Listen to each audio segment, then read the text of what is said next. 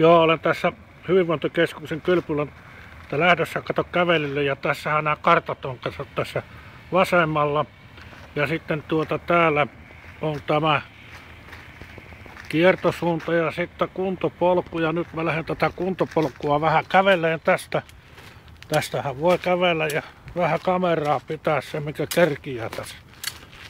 Että kyllä tässä niinku nousua on tänne kuule pitkästi. Tässä kun kävelee, kato reipasta vauhtia täällä vaan kato, että ei tässä sen kummempaa. Ja nousua on vaan, korkeat nousut on tässä, että kyllä pitäisi kunto kohentua, jos meinaa tästä mennä kato vaan, että tää nyt on tää kuntopolku kävely täällä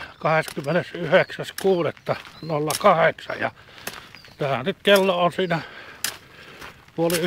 10:30 maissa päivällä ja katoppas, täällä on tullut vettä, kun on urat oikein tuolla. Mutta kato, täällähän on nousu, kova nousu. Eihän täällä, kato, täällähän on kauhea nousu. Ei muuta kuin se nousee vaan. Kyllä se näkee. Aika hurjaa on tää nousu.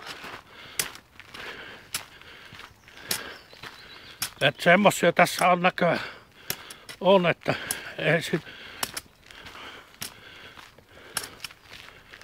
hengästymään tässä meinaa ruveta. Joo, tässä tulee kurvia vasta. Joo, ei tällä suuntaviittaa tarvitse lähettää, mutta nyt näyttää siltä, että tossa nousee, mutta mä käännän tämän kameran.